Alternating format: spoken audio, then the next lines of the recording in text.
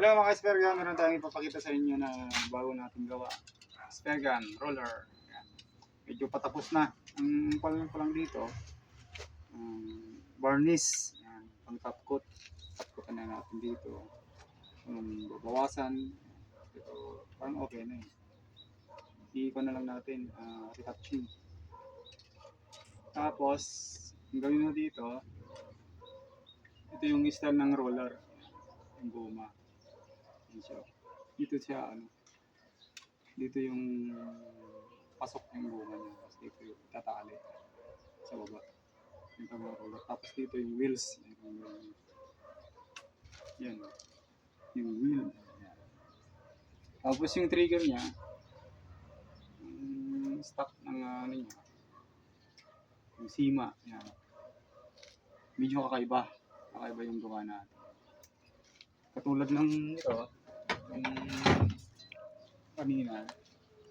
Iba na naman to yung niya, yung sima niya. Kaya nakapasadya talaga, yung pinakadulo. Ito yung parte ng yung pala ng barena. Binildin ko kasi madaling mapupudpud yung steel. Ito yung bala. Medyo malaki. Malaki talaga. Pero medyo. Ito naman, kahit maliit, malakas din to.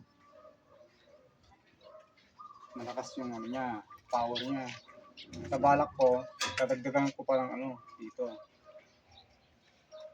Yung goma. Dalawa yung ko dito. Malakas naman to, pero di ako kontento kasi.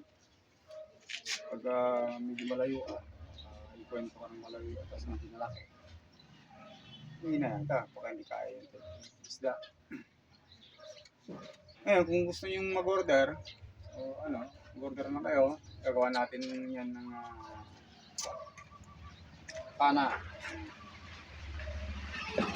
So, magawa ko ng pana. Pa-trigger man, trigger mechanism. Puro stainless yan. Screw stainless, lahat yan stainless. Yan siya.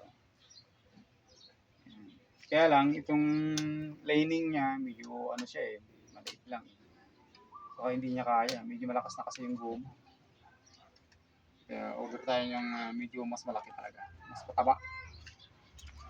Ito yung line release. Kasi natin para makita ninyo. Ito yung pagkasa ko. May guma nakapasad yung guma.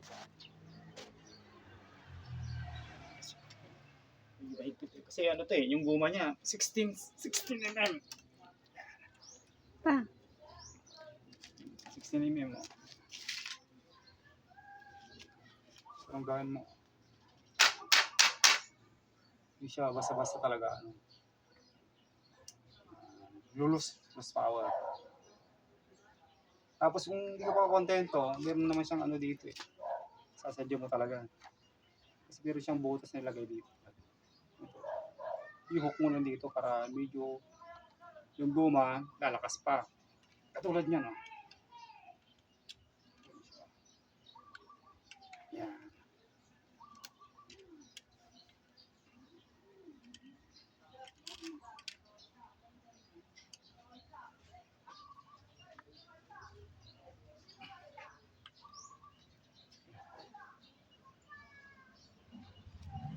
Tayo mahigpit. Pinahirapan tayo.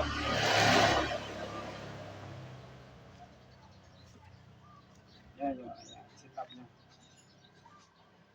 Ka-spare gun. Pero malakas na to. Pero ako kasi content yung lakas niya. Pero lalagyan pa natin ng goma. Para dalawa yung niya. Dalawa yung power niya. Maganda kasi yung roller. Kahit medyo pang long distance. Yung power niya. Kung malayuan.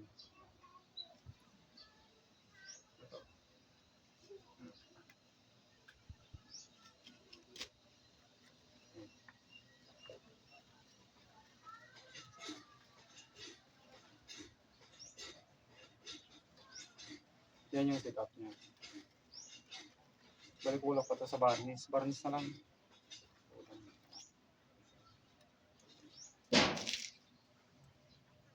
Yan. Yun lang mga ka-spare gun. hanggang sa muli. Salamat sa panonood. Update lang. Bye-bye.